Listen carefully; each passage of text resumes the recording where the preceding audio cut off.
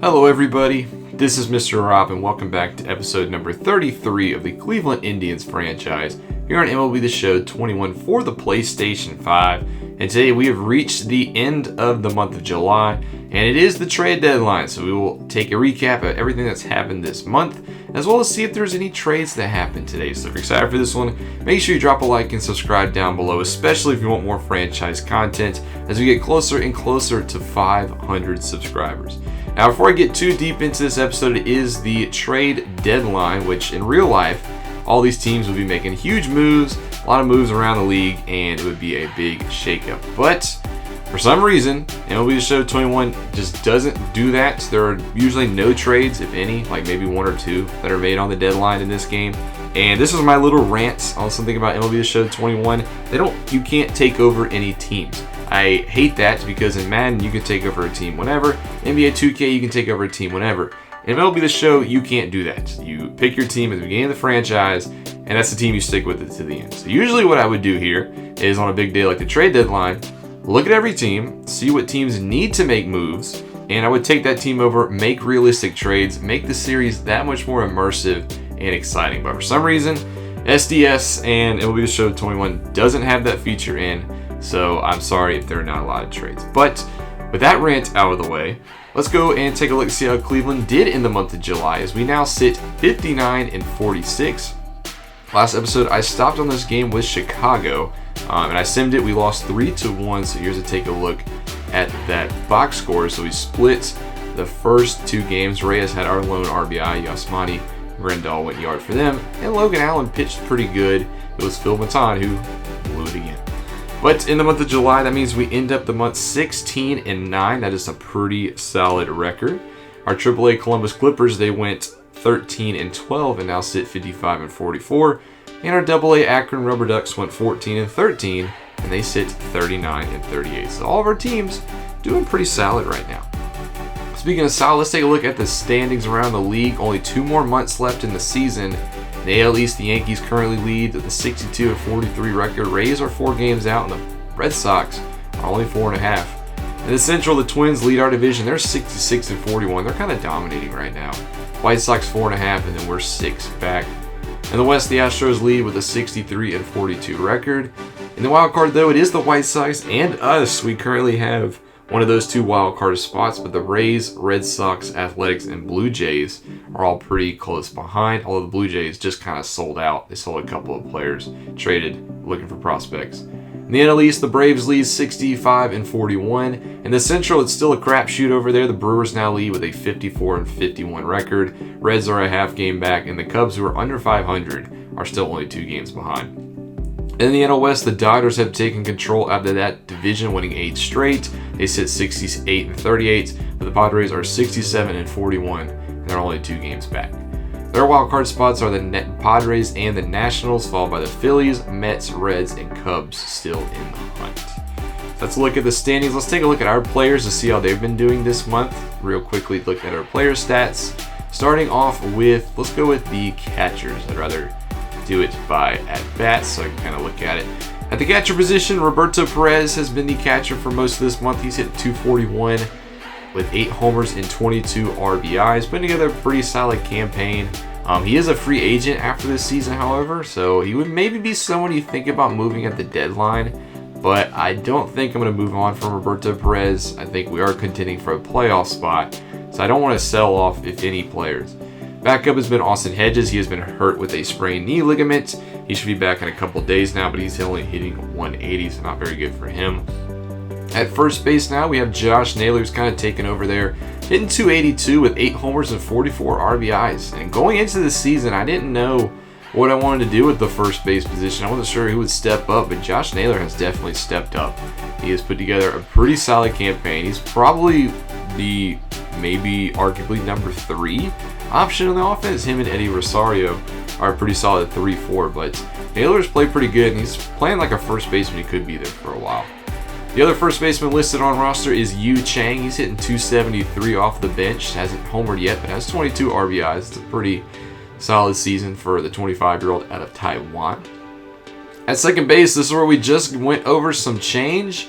because the new second baseman is Tyler Freeman, one of the top prospects in baseball. Our top prospect has taken over to second base. If you remember last episode, we traded Cesar Hernandez to the Dodgers for relief pitcher Scott Freeman. So it's up to Tyler Freeman now to be the everyday second baseman. And through 5 games, he's hitting .211 with 2 homers. So he's homered 2 times in his 19 at-bats already in 5 ribbies. Hopefully he puts together a solid rundown stretch.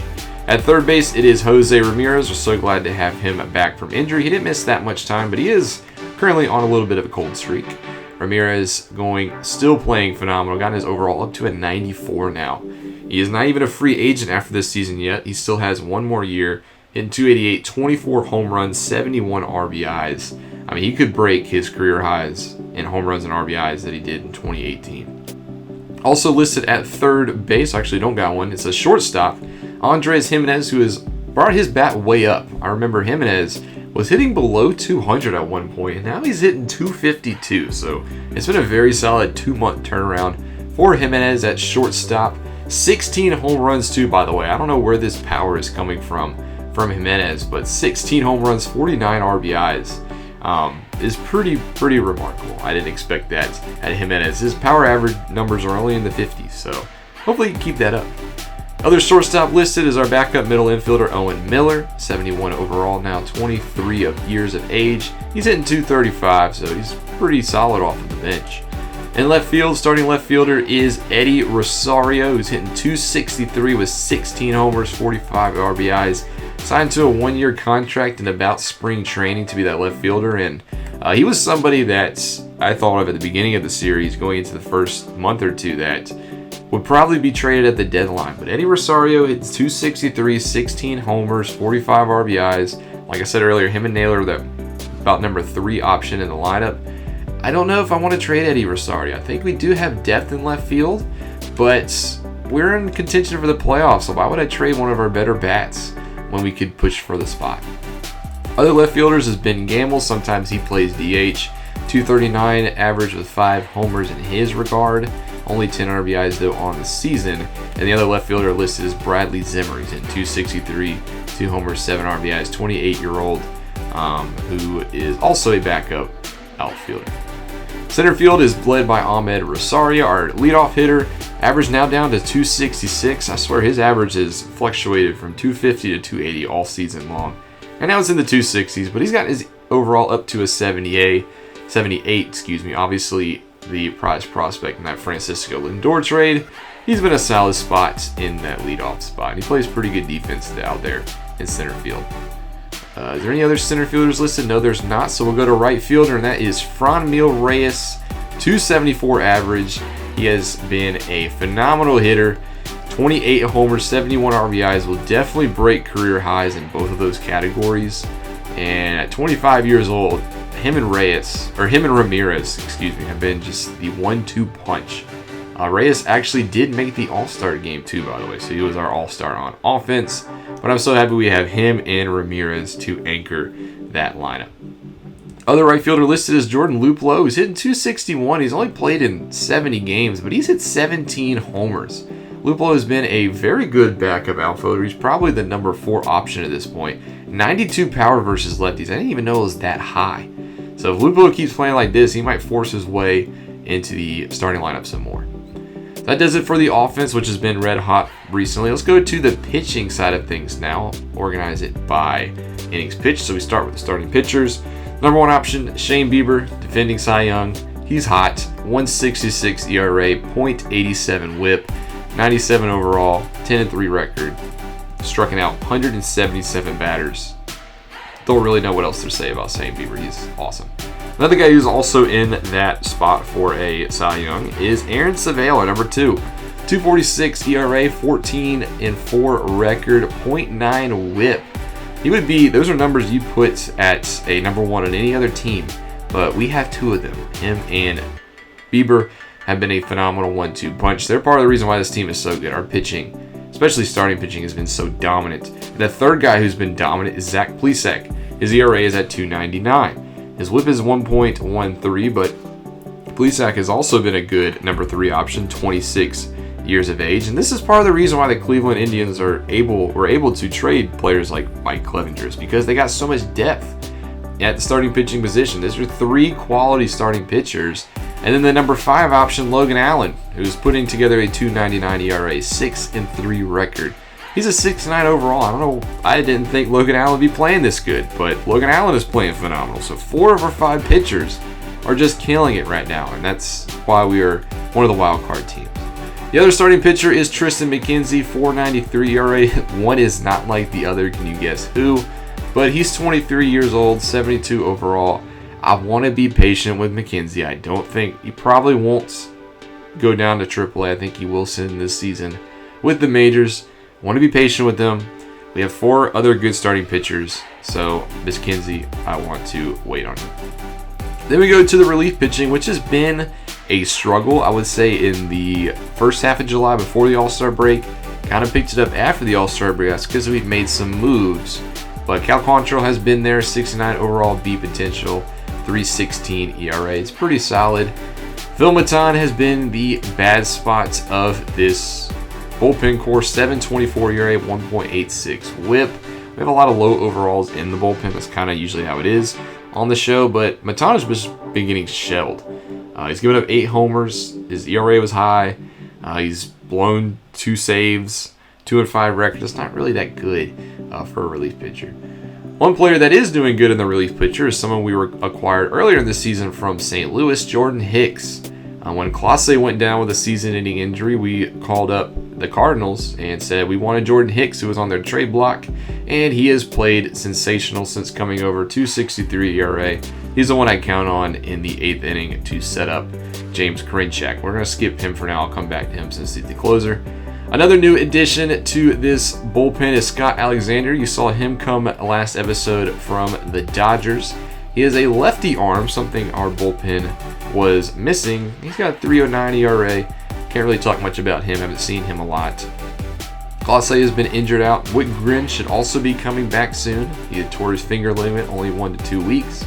And the other newest addition to the bullpen, Oliver Perez, the former Indian, who will be rejoining the team. Just another anchor in that bullpen. So a lot of reshape up there.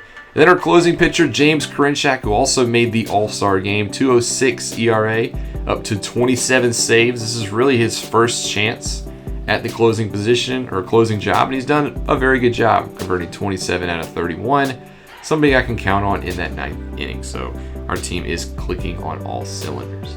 Now it is July 31st, like I said, so it is the trade deadline. I will show you who was on the block. Ha Seung Kim is the top target of San Diego. I did put Eddie on the block. I don't think I will trade him unless I get a phenomenal option. Pablo Lopez, this was the guy on the block that I was really looking for.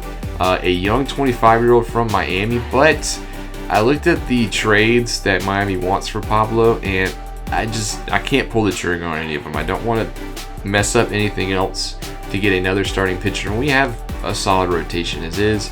Michael Brantley, Jesus Aguilar, Emilio Pagan, David Price. I know I'm interested in starting pitching, but I'm not interested in $31 million for 2 years.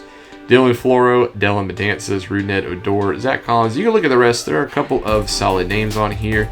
I also thought about Josh Lindblom for a while. I think they want Yu Chang to be traded. I know Yu Chang's a bench guy, but Lindblom is on roster for next year as well for $3 million.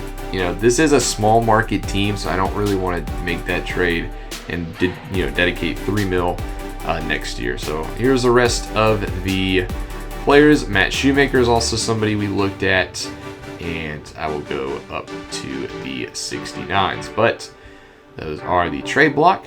Let's go ahead now and sim July 31st, see if anything happens. Austin Hedges comes off of the injured list. So does Anthony Gose.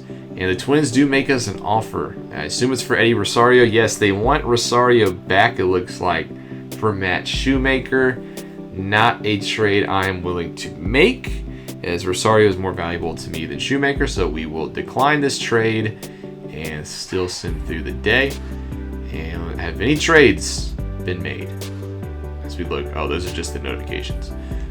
Let's go over to transactions, and it looks like no trades were made on the trade deadline. So very realistic MLB The Show. So that'll basically bring it into the episode. Next episode, I will play this last game of the White Sox series, so don't skip it. And then we will go to Toronto for 4 games. Just remember, in real life, this is the series where they go back to their regular ballpark. So it will be the first series in Toronto. But that'll do it for this one. That'll be next episode. We'll see Bieber go up against Dallas Keuchel. Thank you guys so much for watching. Hope you guys enjoy. Make sure you leave a like and subscribe down below, especially if you want more franchise content. This is Mr. Rob, and I'll see you in the next one.